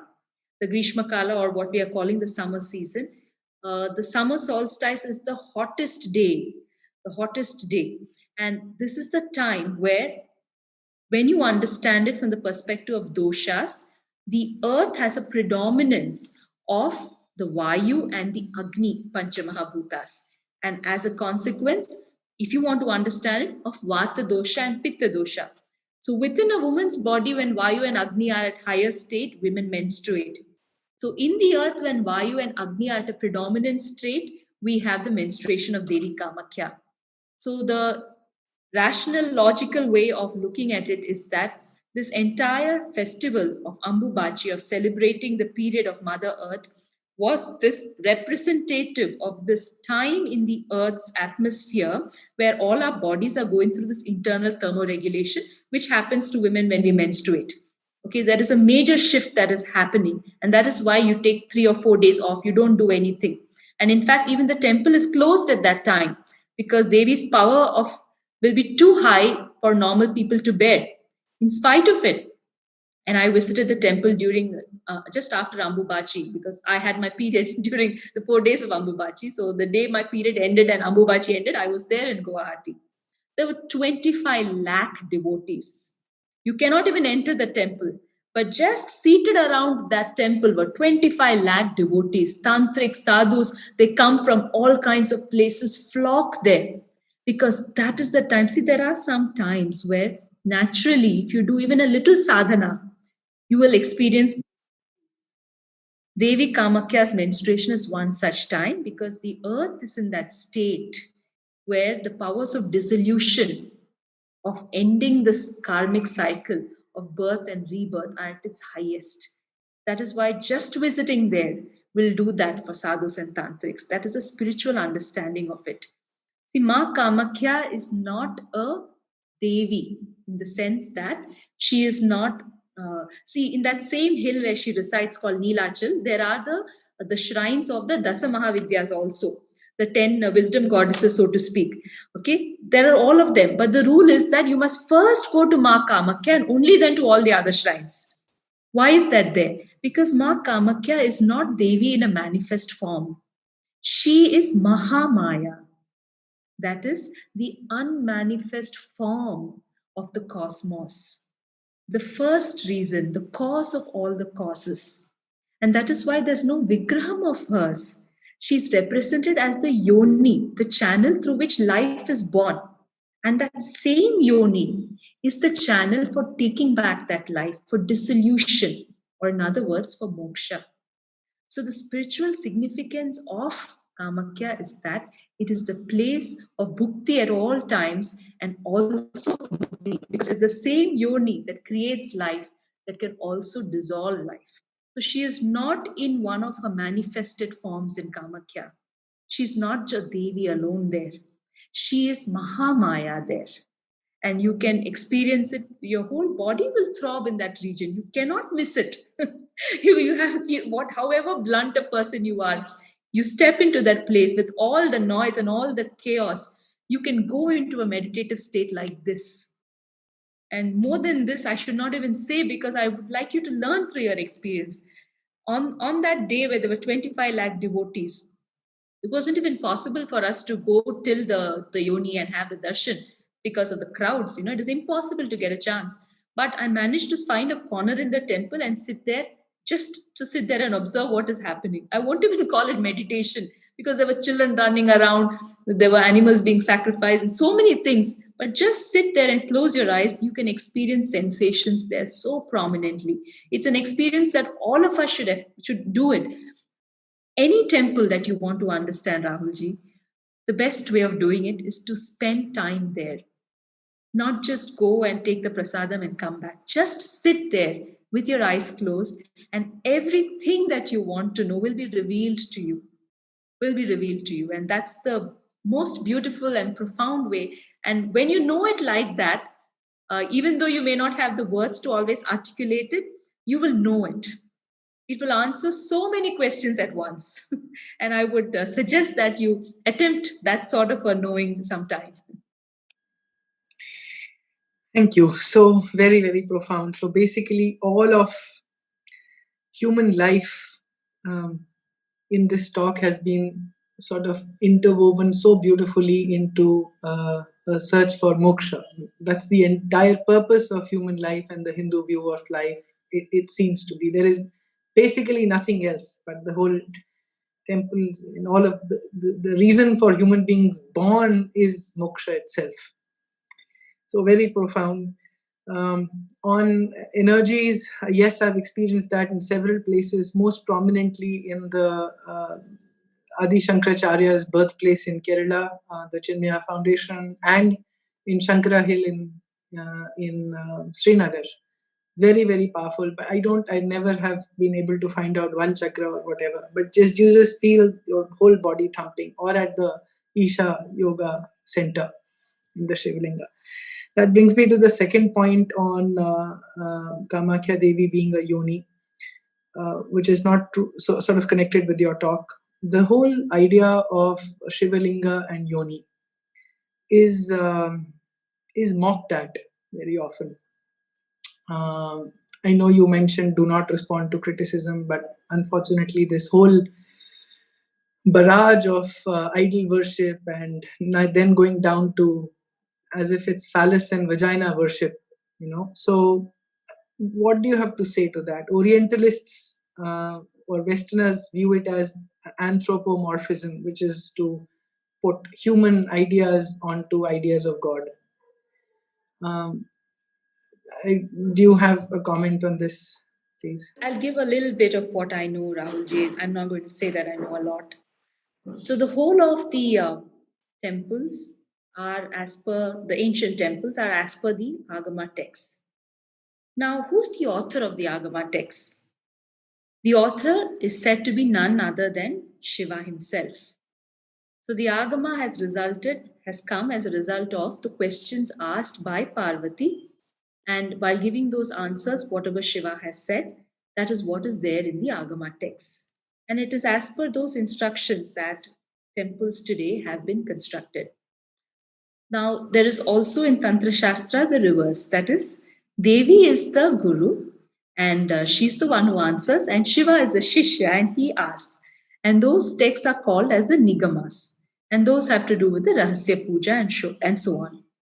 The unfortunate thing is that people have limited the understanding of Tantra and therefore to whatever else you are referring to as the understanding of it in the human body. So whatever is our tiny little intellect, with this tiny intellect, we have tried to understand profound things. And therefore, Tantra as well as the yoni and the linga have come to be associated as sexual symbols alone. First thing, even if it is that, so what? Tantra tells you that the most precious thing you have within you is your human seed. In women, the seed is contained in your menstrual blood. In men, it is contained in semen. And in one form of Tantra, offering these as worship, symbolically, mentally, is the highest you can offer because you're offering back that seed. You are, by offering back the seed, you are breaking the karmic cycle. Okay, so your seed is understood like that, not as this gross physical form of sexual organs, but as that potential in you through which you can reach the highest state. The beauty of Tantra is that it takes the most base emotion of humans in the Kali Yuga of sexuality and uses even that to put you on the path of moksha. So in the Kali Yuga, people understand only sexuality and sexual energy. Okay, let's work with that. That's the beauty of it. The misinterpretation is that in the West, they think that Tantra is some esoteric ritual which will help you attain sexual climax. That is not what Tantra is. Tantra will teach you to channelize sexual energy as a sadhana for a spiritual purpose, and there are very clear instructions of who it is not for. It is not for one who they call the Pashu, that is one who is not able to arise above their base animal instincts. It is not for them. You should have mastered a certain maturity in your mind to go beyond these base instincts, and only then you can even pursue all these sadhana. That's one. Now, the representation of the yoni and the linga. If you have to even ask, why do we always get into this mode of defending? I'm asking you, what is wrong with it? What is wrong with representing the core of ourselves, of our seed, and of celebrating that? Does that not speak of a culture which revered sexuality rather than reducing it to nothing more than sexual intercourse, which is what the West does? If anything, you should wonder at how is it that the ancient Hindus, who you think are orthodox and religious and idol worshippers, were so forward thinking. That is the question that should even come, if it does come. Of course, it's all twisted. Tantra will tell you that the kumkuma, the red kumkuma that you wear, is in fact symbolic of the female seed which is contained in the menstrual blood. And the vibhuti that you wear is symbolic of the male seed which is contained in the semen. So what you are wearing is your core seed, because the Tantra says there is nothing greater that you can offer to Shiva than your own seed. There's no bigger offering. All the balis that you do, all the pujas, all the sadhana, it apparently fades in comparison to the offering of the seed itself. And this understanding has been simplified when we represent the yoni and the linga. Now, the Tantra Shastra is there for the Kali Yuga for a reason. It is your shortest path to mukti. And when the path is the shortest, it is also the trickiest. The chances of getting deviated, of getting confused, of getting lost are many. And that is why we need a guru. There is that play with the sexual energy, because your core, all of your energies is basically your sexual energy, and transforming that is what the sadhana and tantra does. So what if those symbols are there? It is nothing to be ashamed of, and nothing we should even bother to want to defend. We should take pride that yes, we are a culture that understood the value of the human seed, not for your material purpose, but for realizing it spiritually. And yes, we represented it like the yoni and the linga. Too bad that you are too ashamed to talk about sexuality except in the base form. I think that is what we should tell them. Why do we get defensive, Rahulji? I fail to understand that. Why do we have such a beautiful concept, and everything that we pick, anything you pick in the Hindu tradition, there's so much depth and beauty to it. Why are we going on defending as if we are doing something wrong? One reason for that is simply that we don't know enough. And I guess part of our whole work is to help all these narratives come out, all this knowledge come out. So one time, maybe another talk on a little deeper on Murti Puja and the other aspect of Agama Shastras would be very nice coming from you. Maybe another time. So there is one question that popped up in my chat about the author of Tantra Tattva. So I would like to just repeat it if someone wants to make a note. It's Pandit Shivachandra Vidyarnava. Pandit Shivachandra Vidyarnava is the author of the Tantra Tattva. In archives.com, who I credit as my source of all these books. You can download it for free. There's a wonderful introduction in this book by Sir John Woodroffe. And it's Tantra Tattva is the principles of Tantra, the core of what is Tantra Shastra. That is what Pandit Shivachandra Vidyarnava explains in this book. It's a beautiful book and a great book to start reading and understanding Tantra. Thank you, Ramji. Sunilji, you spoke about the energy of places. So without knowing, without having any knowledge, and without having this, number one, first, where do we North Indians stand? Because we have all these modern day constructed temples in residential areas, which look like departmental stores because there are gods lined up in a row. So I don't think there are any ancient temples over here. Do you know of any? I wouldn't know specifics, but Guwahati and Kamakhya temple is that. You have a lot of Kali temples in West Bengal. Madhya Pradesh has so many of these ancient temples. So I don't think there's any dearth of temples. It's just that you need to be willing to see it. And any temple where the Agama traditions have been followed for Prana Pratishtha will have the Chaitanyam that you can experience. The more older the temple, the easier you can experience the Chaitanya. Now, what you said raises an important question, because there are some sects. For example, in Karnataka, there is a sect called as the Lingayats. And they are followers of Basavanna. And he was a reformist. So the temples of Basavanna do not have a typical Prana Pratishtha done. It is just an idol, and the idea was to promote equality and be good, do good, similar to what is taught in a Gurudwara. So in places where the Prana Pratishtha is not done, these rules don't apply. So initially, Lingayat women used to ask me, but in our temples, we can go even when we have our period. We are so forward. That was the thinking. And later I realized that it is not forward, backward sort of a thing. Wherever the prana pratishta has been done, there will be rules there that have to be followed. Even in a Gurudwara, since the prana pratishta is not done, it is open. Even women who are menstruating can go. So what you need to look for is spaces where prana pratishta has happened, and that is there across India. I will not be able to point out, but definitely we have so many Devi temples in spread across North India, and you can look it up and visit. Yeah. Without knowing anything about Tantra, I have experienced these things in certain places. One of the very prominent ones is the Kankhal Samadhi temple of Anandmayi Ma. Thank you very much, Sinuji, for that informative talk, and especially about the knowledge of chakras and energy centers. There are a lot of traditions that are now being revived, like Sri Vidya, etc., that are mainly seated in the south, where Devi worship is sort of the main tenet.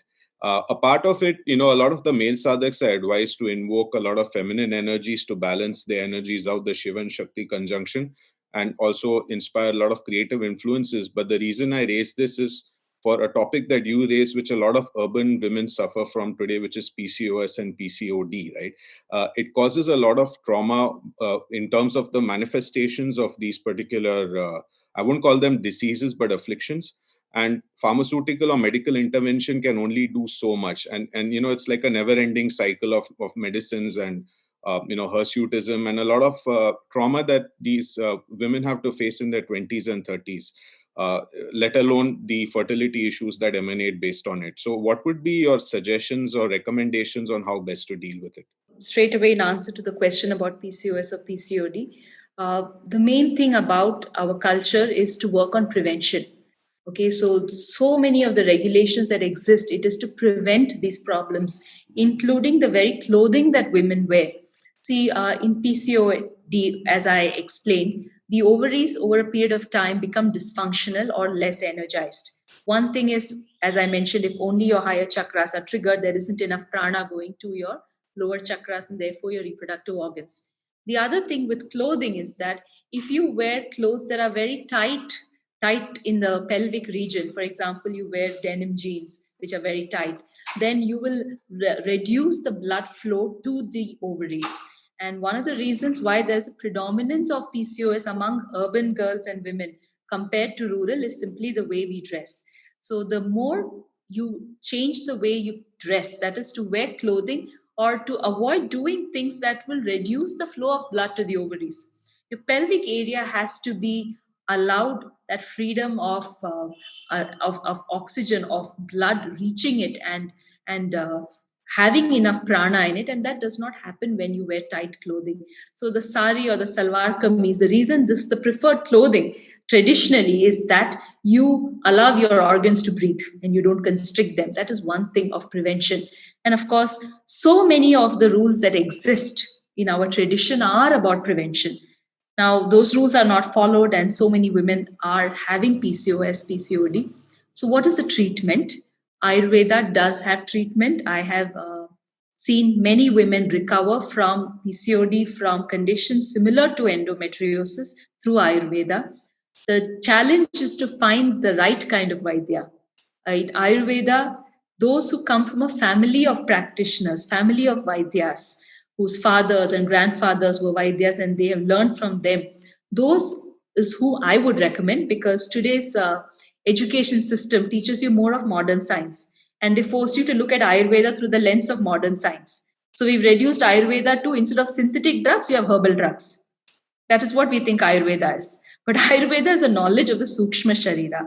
The true Ayurveda Vaidya will be able to do your Nadi Pariksha, to hold your pulse and tell you everything that is wrong with your doshas and how to correct it. That is how you will know. If an Ayurveda doctor sits with a stethoscope and starts, then I think you can take your leave.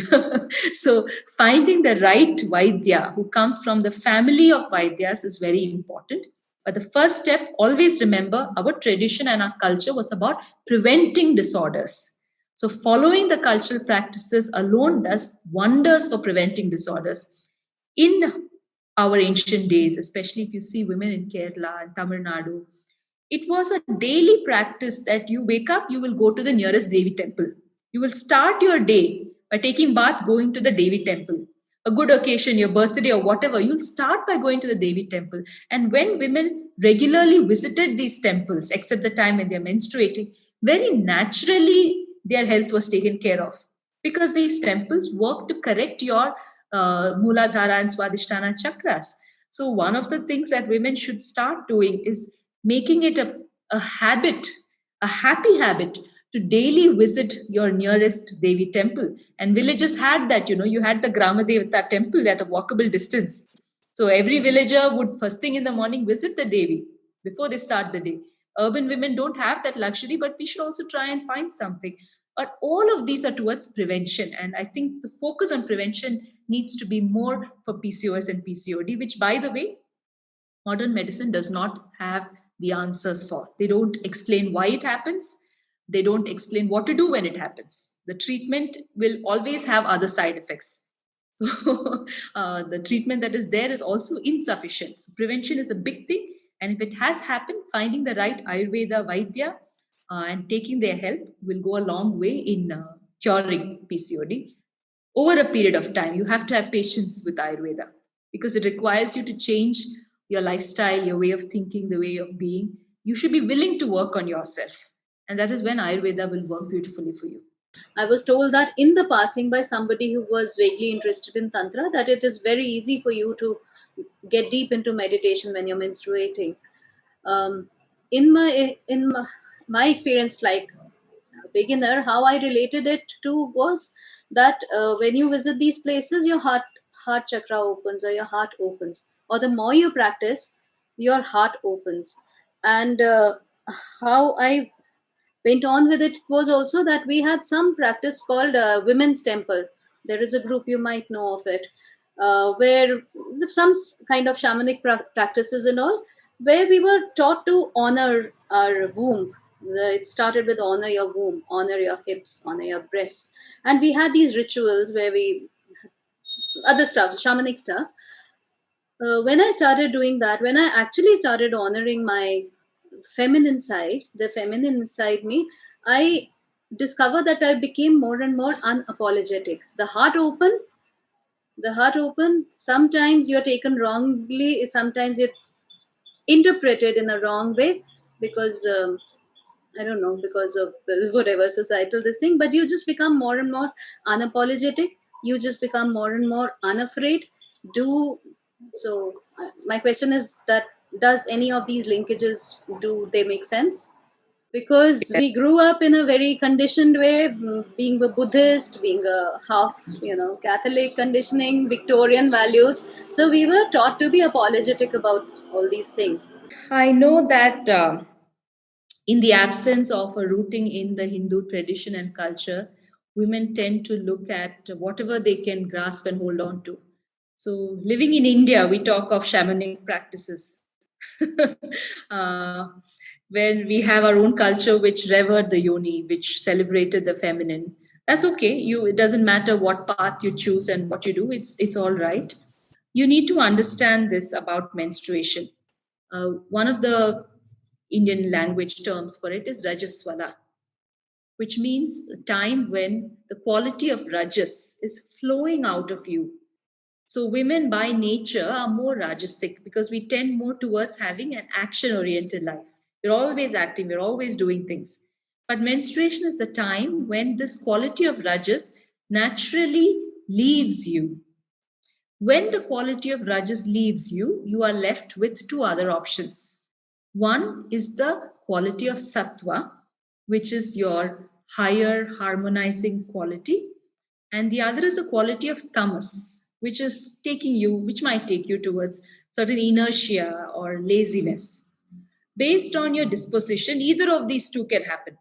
So when you're menstruating, either it is a possibility where you can invoke and be in a state where Sattva Guna is more in you, or you can take to just sleeping, lazing around, feeling tired, which is your predominance of Tamas.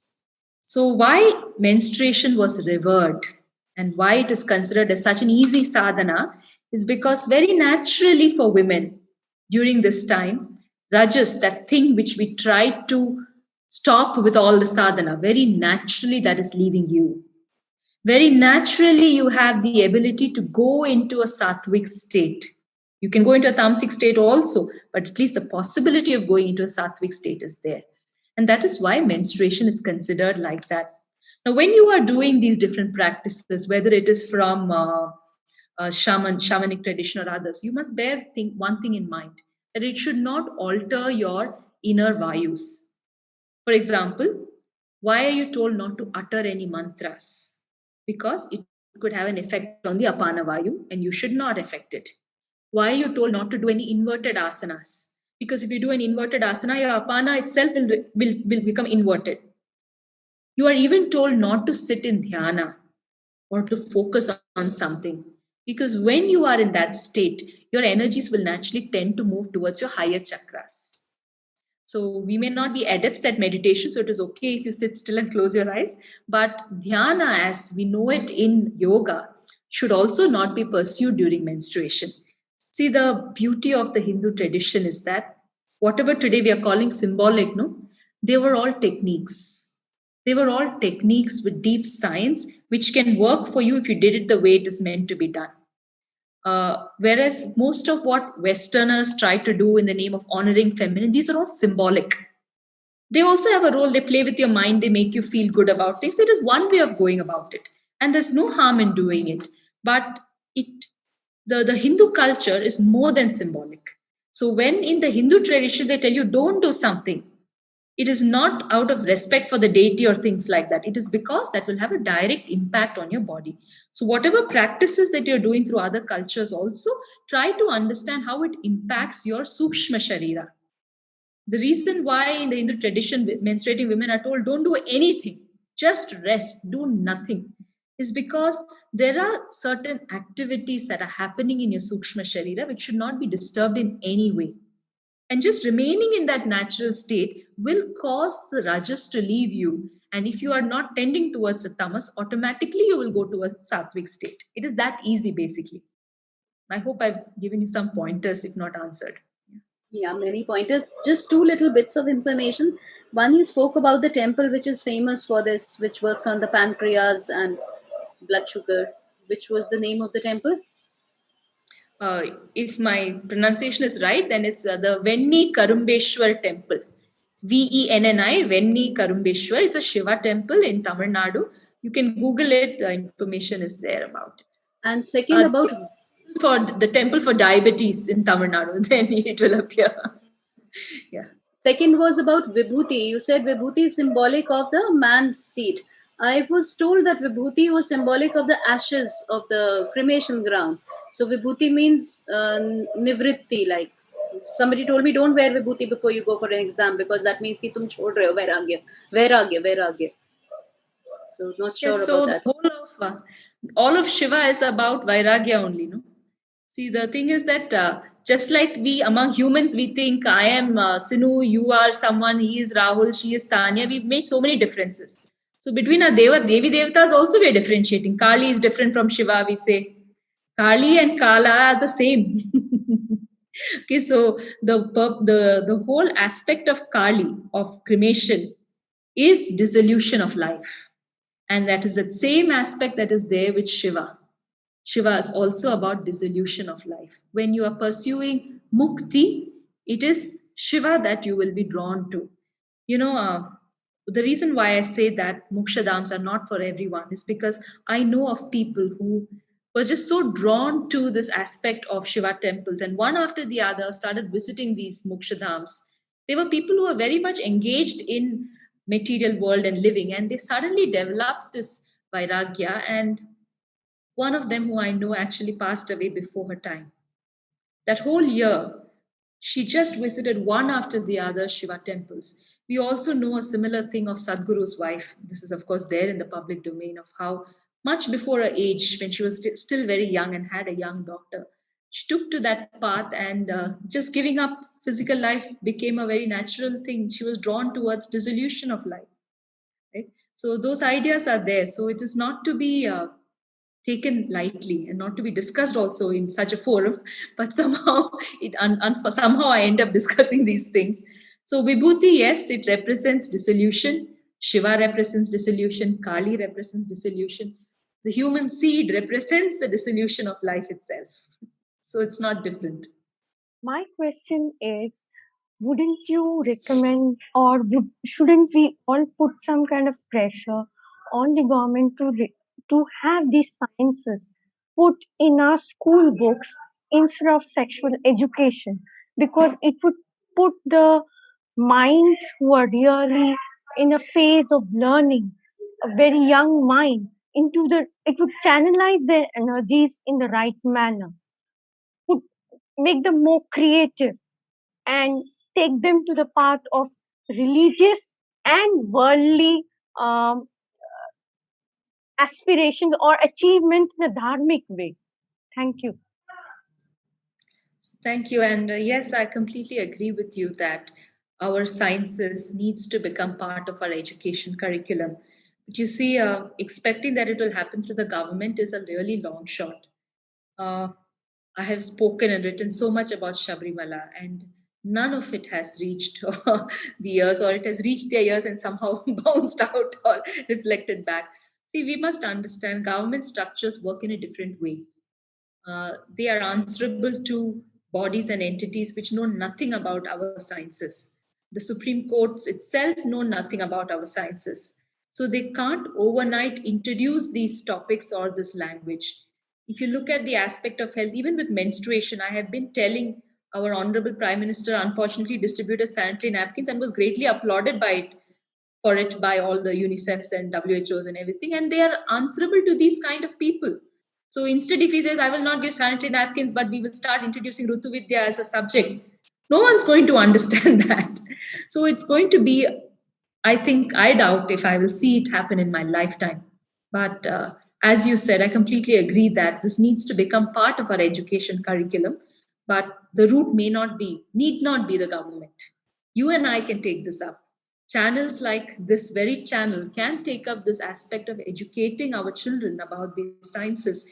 And when the masses know it, then it becomes the law. So I would say that this approach is at least more in our hands. It's not in my hands, at least, to influence the government. But this, what we are doing now, you and I, this is in our hands. Let's build this community of women who teach the next generation, and let's do it through such channels.